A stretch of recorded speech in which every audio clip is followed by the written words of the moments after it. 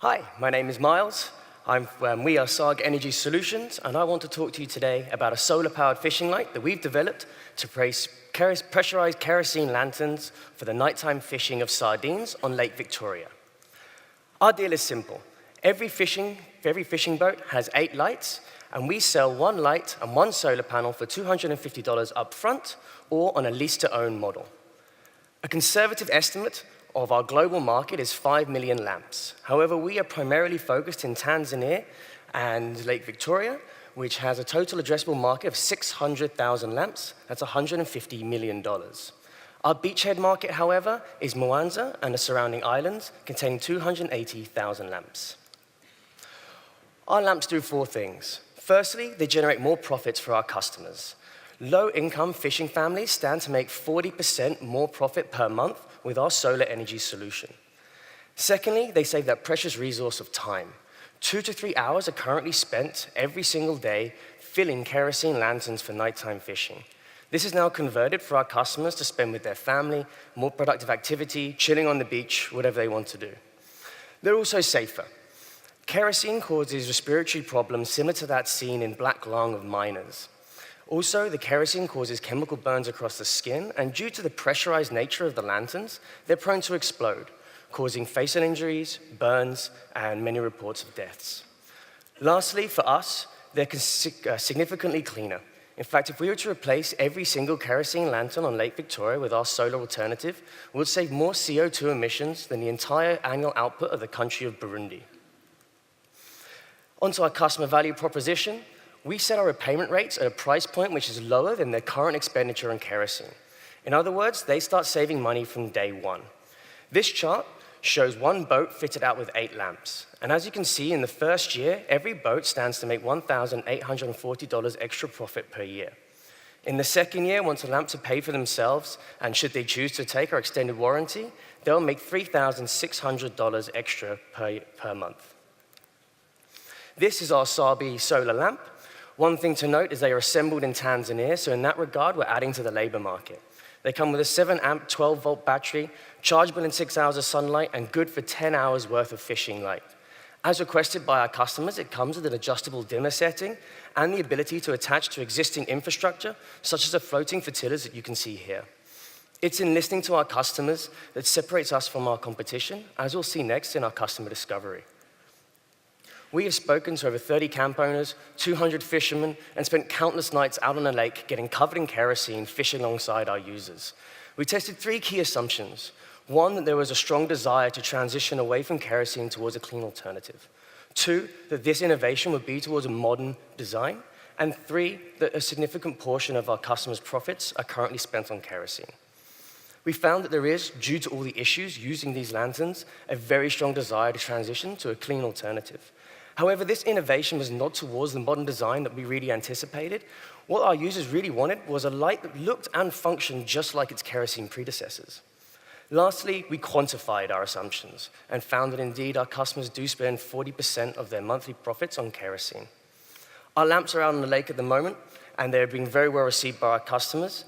The one complaint we have, however, is our fishermen can no longer light their cigarettes on our solar-powered light. We can't do much about that, but at least they're not smoking on a boat full of kerosene anymore. Onto our financials. Because we're so much further ahead of the game in terms of community interaction and product design, we anticipate capturing at least 60% of our 280,000 lamp market. At $63 per unit, that would be $5.3 million in our 5th year. In terms of climate impact, with 60% of our beachhead market, we will save 1,330 tons of CO2 every single year.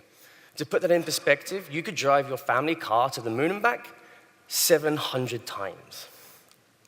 We are Sagar Energy Solutions, and we dream of transitioning niche, artisanal, and traditional businesses away from fossil fuel dependence and towards renewable energies.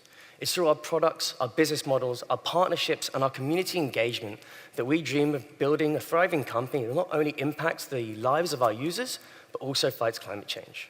Thank you very much.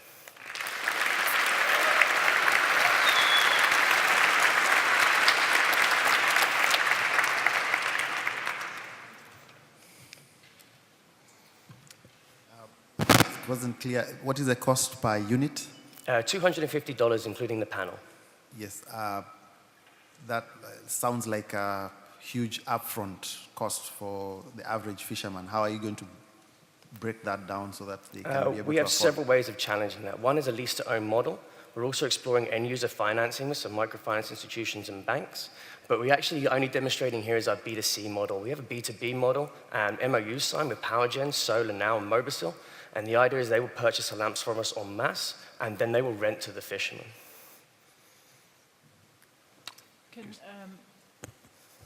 Is the solar panel on the light itself or off and you connect the light? No, the solar panel's on the beach. They need to use the lights at night.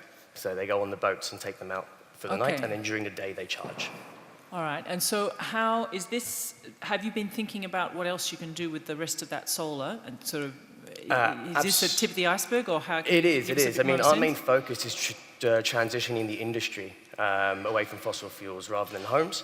So our next product in the market is a drying solution. Currently, they dry the sardines across the beach. This significantly lowers their value. With a drying solution, we can actually double the market value because they can access international markets with those.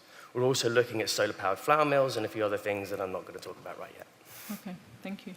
It seems to me that your competition for this is really less kerosene and more other companies like you. They're doing solar plus lights.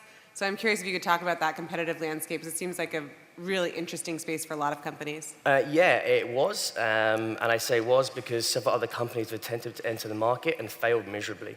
The main thing is we sleep, eat, and fish with these guys, and they just are not there, they're not present, and they design things as a modern design that you would want to design if you're a designer, and it's not what the fishermen want.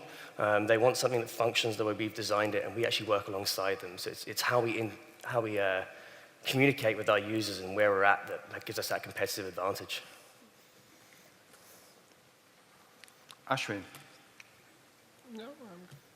Can you talk a little bit more about the team? So I'm curious, so you said you guys are on site. Are all of you based? Yeah, we all live out there. You all live there? Okay. There's myself and my business partner, and then we have our local director, and then we have one person who's part of fundraising. He actually lives in the Netherlands. Seems like, no, Kirsten. Yeah, no, what about diversification of livelihood beyond fishing? Is there an element in which the key of what you are doing is also an open door to that? Yeah, well, on the islands, you'll have to recognize that the entire place is functioning around fishing. A good day's catch is a good day's catch for everyone, all the other businesses. But we actually need people to install, and we need solar engineers, and we're training up women to do that job for us as well. So we're diversifying the sort of labor that is available out on the islands. Okay, thank you. Thank you very much.